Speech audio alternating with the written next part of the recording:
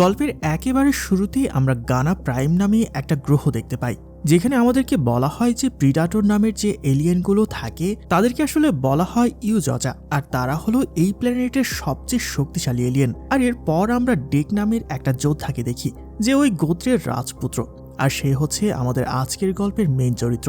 তো ডেক খুব দ্রুত গতিতে একটা গুহায় এসে তার মুখোশ খুলে ফেলে, আর তারপর তার ভাইকে খুঁজতে গুহার ভেতরে এগিয়ে যায়। কিন্তু তখনই তার আপন বড় ভাই কই তাকে অদৃশ্য হয়ে আক্রমণ করে।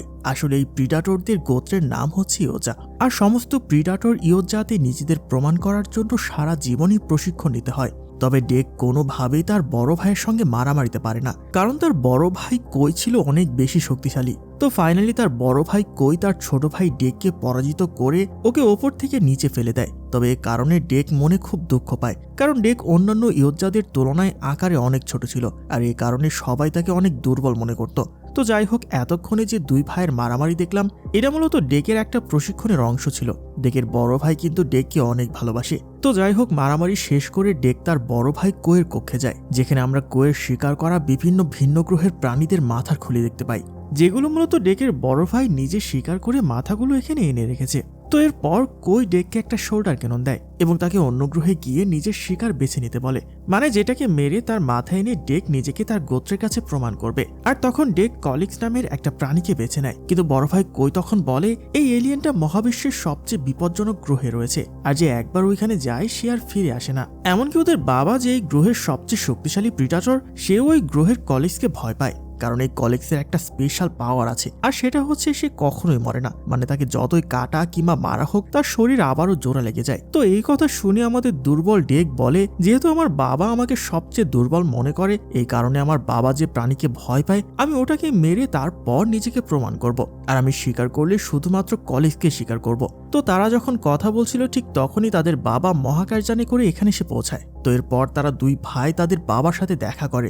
বাবাকে দেখিয়ে ডেক তাকে সম্মান জানাতে নিজের শরীরে রক্ত ঝরায়, কিন্তু তখন বাবা তার বড় ছেলে কইকে বলে, আমি তোমার উপর হতাশ, কারণ আমার ছোট ছেলে ডেক যখনই জন্ম নিয়েছে তখনই আমি তোমাকে বলেছিলাম ওকে মেরে ফেলতে, কারণ আমাদের গোত্রে দুর্বলদের কোনো স্থান নেই। এই কথা শুনে আমাদের নায়ক ডেক খুব কষ্ট পায়, আর তখনই ডেকের বাবা ডেককে একটা ডিভাইস দিয়ে বন্দি করে ফেলেন। তারপর সে বড় ভাই কইকে বলে, ডেককে এখনই তোমার নিজের হাতে মেরে ফেলো, কারণ ওর জন্য আমার মান সম্মান চলে যাচ্ছে। তো এরপর বড় ভাই কই এগিয়ে আসে ডেককে মারার জন্য, কিন্তু কই তখন হঠাৎ তলোয়ার দিয়ে তার ভাইকে উল্টো মুক্ত করে দেয়, আর তারপর ওকে মহাকাশযানের ভেতরে একটা ডিভাইসে ছুড়ে দেয় এবং ওই মহাকাশযানটি লক করে দেয়, যাতে ওর বাবা ওকে না মারতে পারে। আর তারপর ওকে বাঁচাতে ওর বাবার সাথে কই নিজেই লড়াই শুরু করে। তবে তাদের বাবার কাছে যে অদৃশ্য হওয়ার একটা ডিভাইস ছিল, সেটা দিয়ে সে কইকে আহত করে, আর তারপর তার হাতটা কেটে ফেলে। তবে ডেক কখনো কল্পনা করেনি যে তার বাবা সত্যি সত্যি তার ভাইকে এইভাবে মারবে। তো ছোট ভাই ডেক তার ভাইয়ের অবস্থা দেখে খুব কষ্ট পায়। এদিকে বাবা তার বড় ছেলে কইকে পুরোপুরি বন্দি বানিয়ে ফেলে, আর বড় ভাই কই তার কাটা হাতে যে রিমোটটা ছিল সেটা দিয়ে মহাকাশযানটি সক্রিয় করে দেয় এবং বলে, ছোট ভাই তুমি নিজেকে প্রমাণ করে তবেই ফিরে এসো এবং সবাইকে দেখিয়ে দিও তুমি দুর্বল নও। কিন্তু এদিকে ওদের বাবা রেগে বড় ভাইয়ের গলা কেটে ফেলে, আর এই ঘটনায় ডেক মারাত্মক কষ্ট পায়। কিন্তু তার এখন আর কিছুই করার নেই, কারণ সে মহাকাশযানে আটকা পড়ে গিয়েছে এবং সেটা গন্তব্যে না পৌঁছানো পর্যন্ত আর খুলবে না। তো এরপরে ওই মহাকাশযানটি ওই নির্দিষ্ট গ্রহের উদ্দেশ্যে রওনা দেয়, আর লম্বা সময় পর সে একটা গ্রহের অরবিটে পৌঁছে যায়। তবে মহাকাশযানটিও বিধ্বস্ত হওয়ার আগে ডেক একটা ক্যাপসুলের মধ্যে ঢুকে যায়। তবে ওই ক্যাপসুলটা যখন নামছিল, তখনই আমরা দেখি ওখানে ডাইনোসর জাতীয় একটা বিশাল বড় শিকারী পাখি ডেকে আক্রমণ করে বসে, কিন্তু ওই ক্যাপসুলের অদৃশ্য শিল্ডের কারণে সে এবারের মতো বেঁচে যায়। আর মাটিতে পড়ার পর ডেক অনেক আহত হয়, কিন্তু তখনও তার ওই ভাইয়ের কথা মনে পড়ছিল, যে তার ভাই মারা গিয়েছে তার নিজের বাবার হাতেই। তাছাড়া তার ভাই শেষ কথা হিসেবে তাকে বলে দিয়েছে সে যেন নিজেকে প্রমাণ করে তবেই ওই গ্রহে ফিরে যায়। তো এর পরে ডেককে তার সমস্ত অস্ত্র বের করে এবং তার এখন লক্ষ্য হচ্ছে কলিক্সকে হত্যা করে তার মাথা কেটে তার গোত্রে ফিরিয়ে নিয়ে গিয়ে নিজেকে প্রমাণ করা এবং অবশ্যই বাবার ওপর প্রতিশোধ নেওয়া। কিন্তু ডেক যেখানে ল্যান্ড করে তার আশেপাশে থাকা গাছগুলো ছিল একটা এলিয়েন বা প্রিডাটর। তো এই গাছগুলো ডেককে অনেক বিরক্ত করতে থাকে, আর এটা দেখে ডেক রেগে গিয়ে গাছদের মারতে যায় এবং ডেক তার লেজার তলোয়ার দিয়ে ওদের সাথে ফাইট করতে করতে কোনো মতে একটা পাহাড়ে উঠে পড়ে তবে কিছু দূর সামনে যেতে সে এক ধরনের বিশেষ কাঁটাযুক্ত গাছ দেখতে পায়। তবে ডেক যখন ওই গাছগুলোর কাছে যায় তখনই সে ওপর থেকে থিয়া নামের একটা সিনথেটিক রোবটের কণ্ঠ শুনতে পায়। আর এই গ্রহে এই রোবটগুলোকে পাঠানো হয়েছিল মূলত পৃথিবী থেকে, যাতে এই রোবটগুলো গ্রহটা নিয়ে ভালো মতো রিসার্চ করতে পারে। তো যাই হোক, থিয়াটো ছিল একটা এআই রোবট, তাই ও খুব শীঘ্রই ডেকের ভাষা অ্যানালাইসিস করে সেগুলো ট্রান্সলেট করে ফেলে এবং ডেকের সাথে কথা বলতে শুরু করে। তো থিয়া বলে এই গাছগুলোকে কেউ স্পর্শ করলে এগুলো জেগে ওঠে, আর এগুলোর কাটা মাত্র কয়েক সেকেন্ডেই কাউকে অজ্ঞান করে ফেলতে পারে। তো থিয়ার কথা শুনে ডেক এই জায়গা থেকে দৌড়ে পালানোর চেষ্টা করে, কিন্তু ঠিক তখনই তার মাথার উপরে অনেক বড় একটা পাখি চলে আসে, যে ওপর থেকে পাথর ফেলে ওই গাছগুলোকে অ্যাক্টিভ করে ডেককে অজ্ঞান করার চেষ্টা করছে, কারণ ডেক অজ্ঞান হয়ে গেলেই পাখিটা তাকে তার শিকার বানিয়ে ফেলবে। তো দৌড়ে পালাতে গিয়ে হঠাৎ একটা কাটা ডেকের গলায় এসে লাগে। তবে সে অজ্ঞান হয়ে যাওয়ার আগে আগে থিয়াকে বলে, প্লিজ আমাকে মুক্ত করো, আমাকে সাহায্য করো। আর তখন ডেকে একটা অটোমেটিক ব্লেড বের করে থিয়ার দিকে ছুঁড়ে মেরে সে সেখানে অজ্ঞান হয়ে যায়। আর তারপর সেই নরখাদক পাখিটা যখন ডেককে খেতে আসে তখনই থিয়া সেটাকে ধরে পুরোপুরি মেরে ফেলে। তো এর কিছুক্ষণ পরেই ডেকের জ্ঞান ফিরে আসে, আর এরপরেই থিয়া ডেকের সঙ্গে থাকতে চায়। কিন্তু ডেক যেহেতু একজন প্রিডাটর, তাই সে একাই কাজ করতে চায়। আর এখানে আমরা দেখতে পাই যে থিয়ার কোনো হাত পা নেই, মানে তার অর্ধেক শরীর বিচ্ছিন্ন। তো থিয়া তখন বলে যে তাদেরকে পৃথিবী থেকে মানুষেরা গবেষণার জন্য পাঠিয়েছিল এবং সে এখানে এসে কলিক্স নামে একটা প্রাণীর সঙ্গে লড়াই করে সে তার শরীরের নিজের অংশ হারিয়ে ফেলেছে। আর এরপর থিয়া যখন জানতে পারে যে ডেক কলিক্সকে হত্যা করতে চায়, তখন থিয়া বলে আমি তোমাকে সাহায্য করতে পারি। কিন্তু ডেক তখন বলে ইয়োজাররা একাই স্বীকার করে, তবে হ্যাঁ, তুমি আমার পার্টনার হিসেবে নয়, আমার একটা অস্ত্র হিসেবে সাথে থাকতে পারো। তো থিয়া এই প্রস্তাবে রাজি হয়ে তার সাথে যেতে শুরু করে। তো অনেকখানি হাঁটার পর রাতে তারা দুজনে একটা গুহায় থামে। আর থিয়া বলে যে সে 2 বছর আগে এখানে এসেছিল এবং এখানে সে ওই কলিক্স নামের এলিয়েনটার সাথে মারামারি করেছিল, কিন্তু ওই কলিক্স এত শক্তিশালী যে তাদের পুরো রোবট সেনাবাহিনীকে সে একাই নিশ্চিহ্ন করে দিয়েছে। এবং এখানে তারই মতো আরেকটা মেয়ে রোবট ছিল যার নাম হচ্ছে টেসা। তো টেসা আর থিয়াই মূলত এই পুরো রোবট বাহিনীর নেতৃত্বে ছিল। আর ওই লড়াইয়ের পরে টেসা অনেক গুরুতর আহত হয়েছিল, তবে টেসা এখন বেঁচে আছে কিনা এই ব্যাপারে থিয়া কিছুই জানে না। তো যাই হোক, ডেক রাতে ঘুমিয়ে পড়ার পর থিয়া তার বান্ধবী টেসার কথা ভাবতে থাকে, কারণ ও বিশ্বাস করে টেসা এখনো বেঁচে আছে।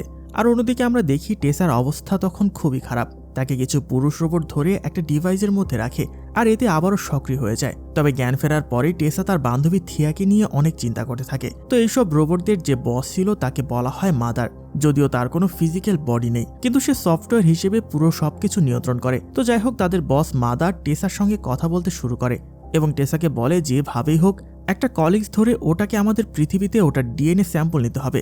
এই কাজ তোমরা না করতে পারলে তোমাদেরকে মেরে ফেলা হবে। তখন টেসা থিয়ার ব্যাপারে মাদারকে জিজ্ঞেস করে। তখন মাদার তাকে জানায় থিয়া এখন একটা ইয়োজার সাথে রয়েছে, মানে ডেকের সঙ্গে রয়েছে আর কি। যাই হোক, এদিকে আমরা দেখি থিয়া আর ডেক ঘাসের মতো দেখতে একটা জায়গায় আসে। তো এরপর ডেক আর থিয়ার সামনে এগোতেই বাইসন নামের গন্ডার টাইপের বিশাল এক ভয়ানক প্রাণী দেখতে পায়। থিয়া জানায় কলিক্সরা সাধারণত এই বাইসনদের শিকার করে নিজেদের পেট ভরায়। এটা শুনে ডিক সিদ্ধান্ত নেয় যে এই বাইসনটাকে আক্রমণ করবে, কারণ বাইসন যেখানে আছে কলিক্সও নিশ্চয়ই আশেপাশে কোথাও আছে। কিন্তু থিয়া তাকে বাধা দিয়ে বলে এই ঘাস বনের ভেতর দিয়ে যাওয়া অসম্ভব, কারণ এখানকার ঘাসগুলো স্টেইনলেস স্টিলের ব্লেডের চেয়েও বেশি ধারালো, ভেতরে পা দিলে শরীর টুকরো টুকরো হয়ে যাবে। ঠিক তখনই তাদের সামনে অদ্ভুত সুন্দর দেখতে পিচ্চি একটা প্রাণী চলে আসে। এখন যেহেতু থিয়ার কাছে এই প্রাণীটা সম্পর্কে কোনো তথ্য ছিল না, তাই সে ভালোবেসে নাম দেয় বার্ড। ডেক আর থিয়া ভাবছিল এই পিচ্চি বার্ডটা হয়তো খুবই নিরীহ, কিন্তু তখনই সবাইকে অবাক করে দিয়ে বার্ড ওই ধারালো ঘাসবনের ভেতর দিয়ে গিয়ে বাইসনের দিকে তেড়ে যায়। ডেকও তখন গাছের ওপর লাফিয়ে লাফিয়ে বার্ডের পিছু নেয়। কিছুক্ষণ পরে দেখা যায় সেই বিশাল বাইসনটা উল্টো তাদের দিকে তেড়ে আসে। ডেক তখন বিন্দুমাত্র সময় নষ্ট না করে তার লেজার ব্লেড দিয়ে এক কোপে বাইসনটাকে 2 টুকরো করে ফেলে আর বার্ডকে বাঁচিয়ে নেয়। কিন্তু ঠিক তখনই লুনা নামের ভয়ঙ্কর একটা প্রাণী চলে আসে। থিয়া জানায় এই গ্রহের সবচেয়ে ভয়ঙ্কর শিকারী হচ্ছে এই লুনা, আমরা এর সাথে কিছুতেই পারবো না, তাই আজ আমাদের মৃত্যু নিশ্চিত। তো এরপর দেখা যায় সেই ভয়ঙ্কর লুনা যখন তাদের আক্রমণ করে, ঠিক তখনই পিচ্চি বার্ড তাদের বাঁচাতে এগিয়ে আসে এবং লুনার মুখের ভেতরে আটকে যায়। কিন্তু বার্ডের শরীর ছিল পাথরের মতো শক্ত, যার কারণে কামড় দিতে গিয়ে উল্টো লুনার দাঁতগুলো ভেঙে যায় আর সে ডেক ও থিয়াকে নিচে ফেলে দেয়।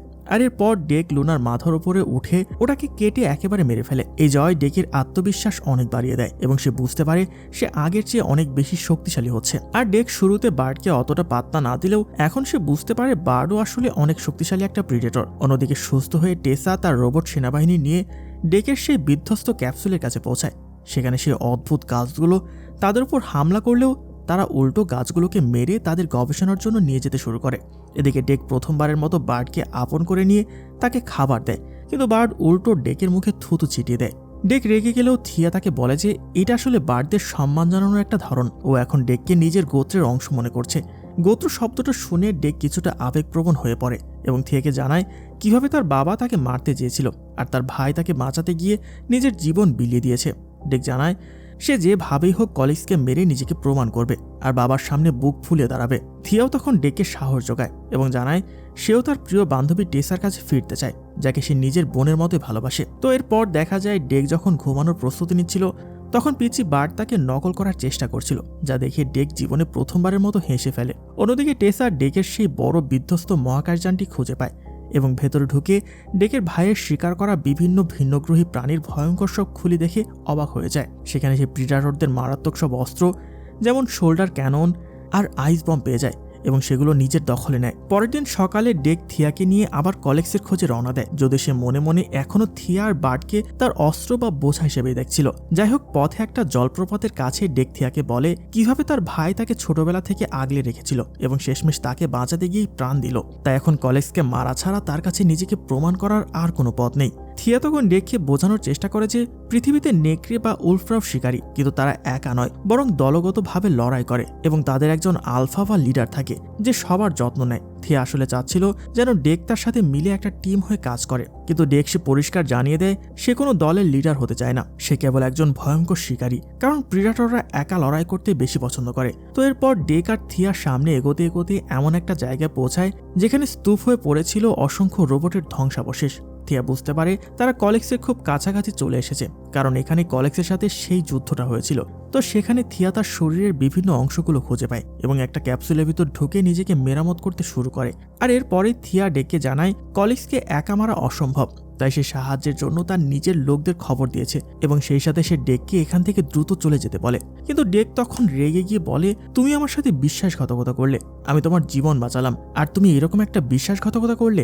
তুমি জানো ওই কলেজকে আমি একা মারতে চাই। কিন্তু থিয়া তখন বলে তোমার কোনো আইডিয়া নেই কলেজ কতটা বিপজ্জনক একটা প্রাণী। আমরা অনেক আধুনিক যন্ত্র আর সেনাবাহিনী নিয়েও ওর সাথে পারিনি, তাই ওর সাথে লড়তে গেলে তুমি এক চান্সে মারা পড়বে। কিন্তু ডেক এখানে বলে প্রয়োজনে সম্মানের সাথে একাই লড়বো, কিন্তু কলেজকে আমি মারবো, আর যদি আমার পথে তোমার বোন বা তোমার দলের কেউ আসে আমি তাদেরকেও মেরে ফেলবো।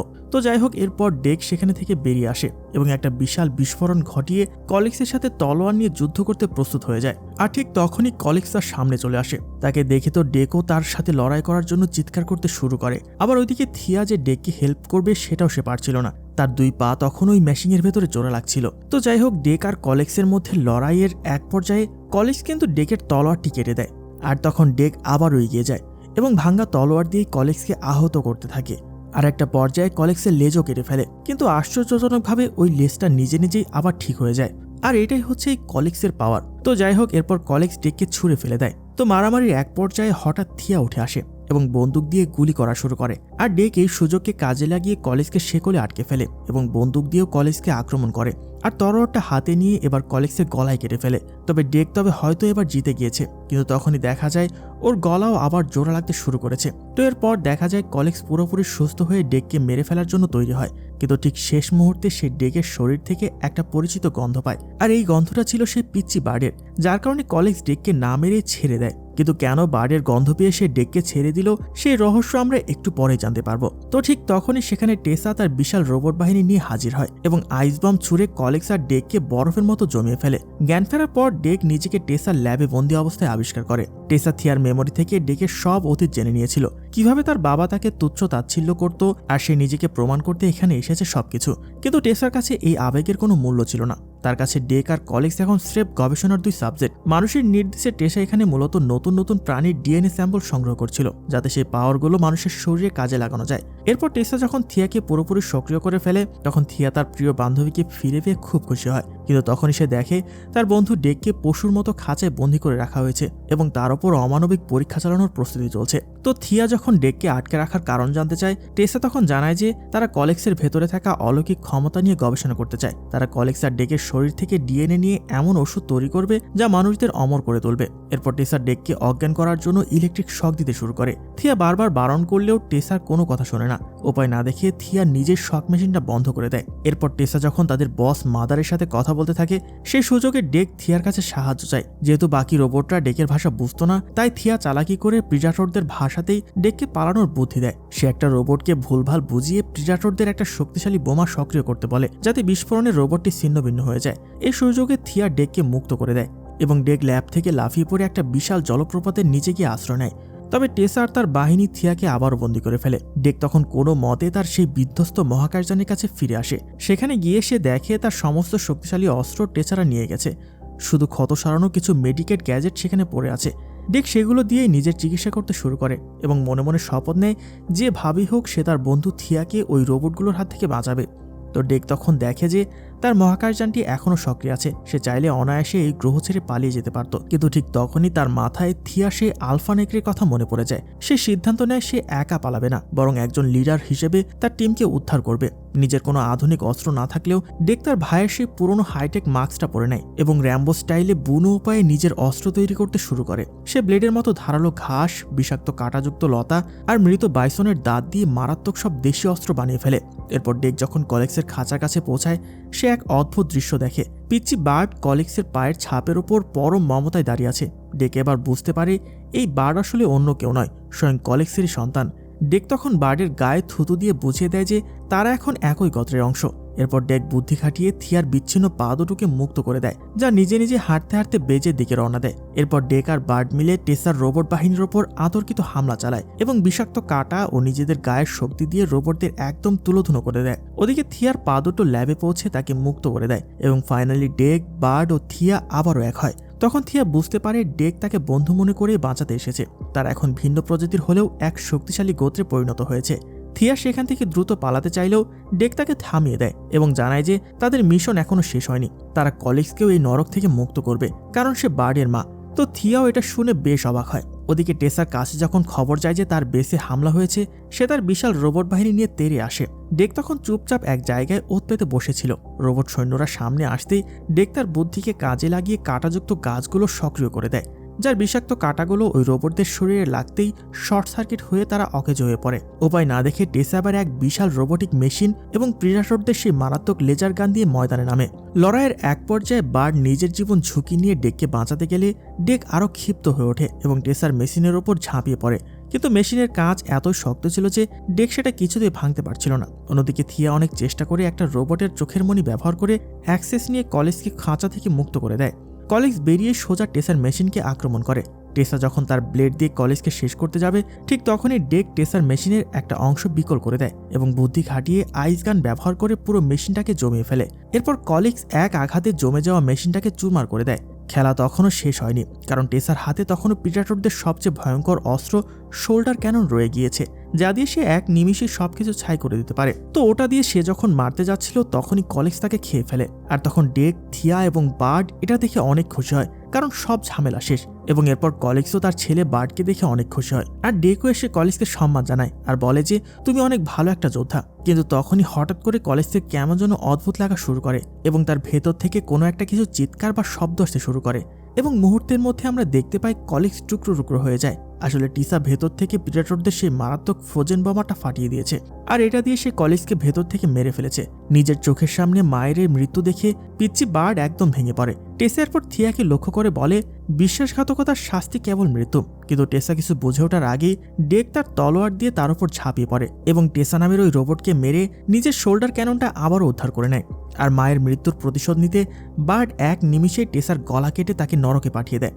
ডেক তখন বার্ডের সাহসিকতা দেখে তাকে একজন সত্যিকারের যোদ্ধা হিসেবে সম্মান জানায়। থিয়া বলে, ডেক তুমি এখন এই মহাবিশ্বের অন্যতম শক্তিশালী যোদ্ধা। তবে ডেক জানায় তার মিশন এখনো শেষ হয়নি। তো এর 1 মাস পর ডেক তার নতুন গোত্র মানে থিয়া আর বার্ডকে নিয়ে নিজের গ্রহে ফিরে আসে। তাকে জীবিত দেখে তো তার বাবা আর গোত্রের সবাই অবাক হয়ে যায়।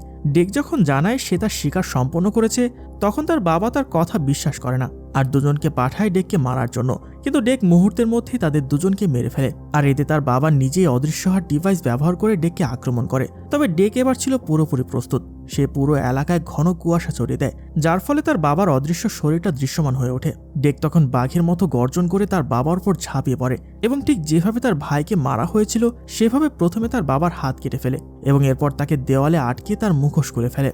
তো এরপর দেখা যায় নিজের মৃত্যু নিশ্চিত জেনে ডেকের বাবা ভয় পেয়ে কাঁপতে কাঁপতে বলে, তুমি প্রমাণ করেছো যে তুমি আমার বড় ছেলের চেয়েও অনেক বেশি সাহসী এবং শক্তিশালী। আজ থেকে তুমি আমাদের এই ইয়োজ্জা গোত্রেরই অংশ। কিন্তু ডেক তাকে বলে, এখন আমার নিজের একটা গোত্র আছে, তাই আমি আর তোমার গোত্রে জয়েন করতে চাই না। ঠিক তখনই সেখানে বড় হয়ে যাওয়া বার্ড এসে হাজির হয় এবং এক কামড়ে ডেকের বাবার মাথা শরীর থেকে আলাদা করে ফেলে। গত 1 মাসে বার্ড আকারে অনেকটা বড় হয়ে গিয়েছে আর এখন সে তার মায়ের মতোই ভয়ঙ্কর হয়ে উঠেছে। তো ডেক তখন তার বাবার কাটা হাত থেকে অদৃশ্য হওয়ার সে কাঙ্ক্ষিত ডিভাইসটি খুলে নিজের গায়ে পরে নেয়। মানে এখন চাইলে সে নিজেও অদৃশ্য হয়ে মারামারি করতে পারবে।